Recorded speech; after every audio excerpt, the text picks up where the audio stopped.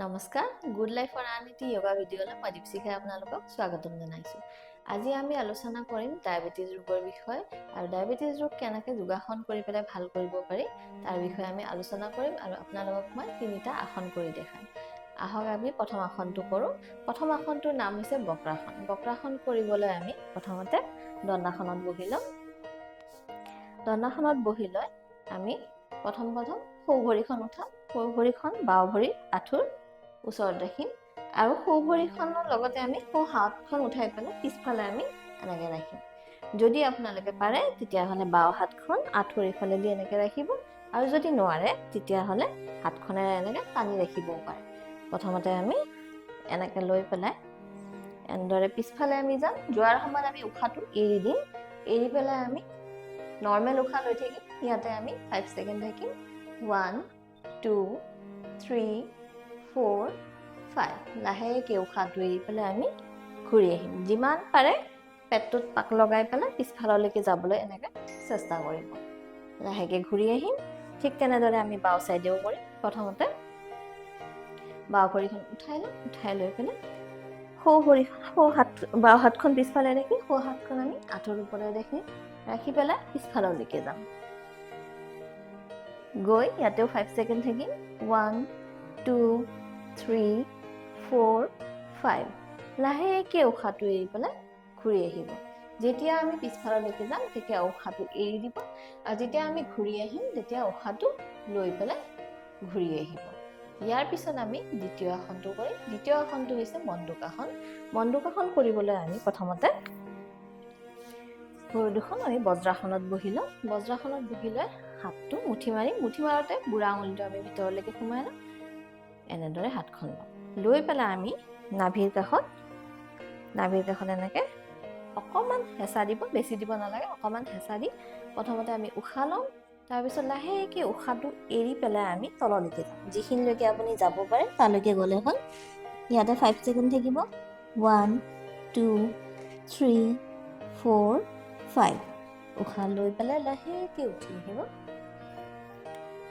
আৰু এবাৰ কৰি দেখাইছোঁ। আপুনি এইটো সময়টো বঢ়াই ল'বও পাৰে। 5 ছেকেণ্ডৰ পৰা 10 ছেকেণ্ডো কৰিব পাৰে বা 30 ছেকেণ্ডো থাকিব পাৰে। যিখিনি আপোনাৰ সুবিধা হয় সেই অনুযায়ী কৰিব। প্ৰথমতে উশাহ ল'ব।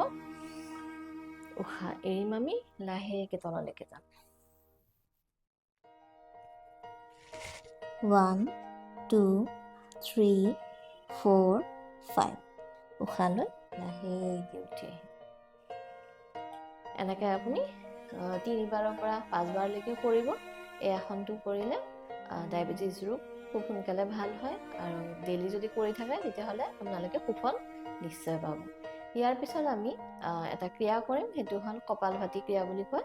সেইটো কৰিবলৈ আমি ধুনীয়াকৈ বহি ল'ম। যেনেকৈ আপুনি সুবিধা হয় তেনেকৈ আপুনি বহি ল'ব। বহি লৈ পেলাই প্ৰথমতে আমি দীঘলকৈ উশাহ লওঁ। লৈ পেলাই উশাহটো আমি লাহে লাহে অলপকৈ উশাহটো এৰি যাওঁ। মই এবাৰ কৰি দেখাইছোঁ, চাব। উশাহ ল'ব। লৈ এতিয়া উশাহটো লাহে লাহে এৰিব।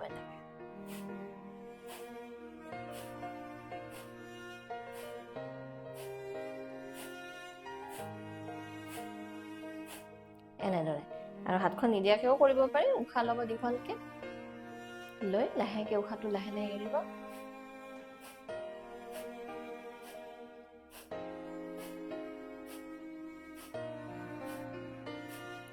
চাব যাতে এটা উশাহতে আমি 20 বাৰলৈকে যাব পাৰোঁ প্ৰথম অৱস্থাত। তাৰপিছত লাহে লাহে সময়টো বঢ়াই পেলাই 30 50 100লৈকে আমি নিব পাৰিম।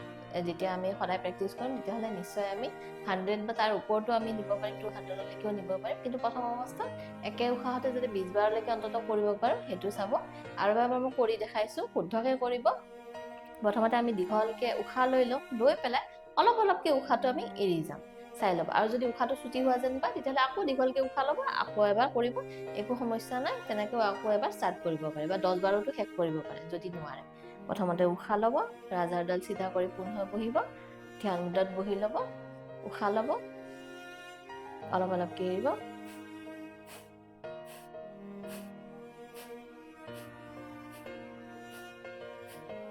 এনেদৰে এই ক্ৰিয়াটো আপোনালোকে কৰিব পাৰে। এই ক্ৰিয়াটো খুবেই ভাল চুগাৰ বেমাৰৰ কাৰণে আৰু ইয়াৰ দ্বাৰা আপোনালোকে বহুতখিনি সুফল পাব বুলি মই আশা কৰোঁ।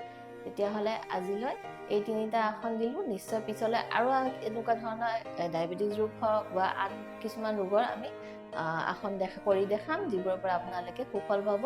আৰু এনেকুৱা ভিডিঅ' যদি আপোনালোকে চাব বিচাৰিছে আৰু মোৰ ভিডিঅ'বিলাক যদি চাই ভাল পাইছে, তেতিয়াহ'লে নিশ্চয় ছাবস্ক্ৰাইব, লাইক আৰু শ্বেয়াৰ কৰিবলৈ নাপাহৰিব। লগতে বেল আইকনটো ক্লিক কৰি দিব, যাতে আপোনালোকে এই ভিডিঅ'বিলাক চাই থাকিব পাৰে।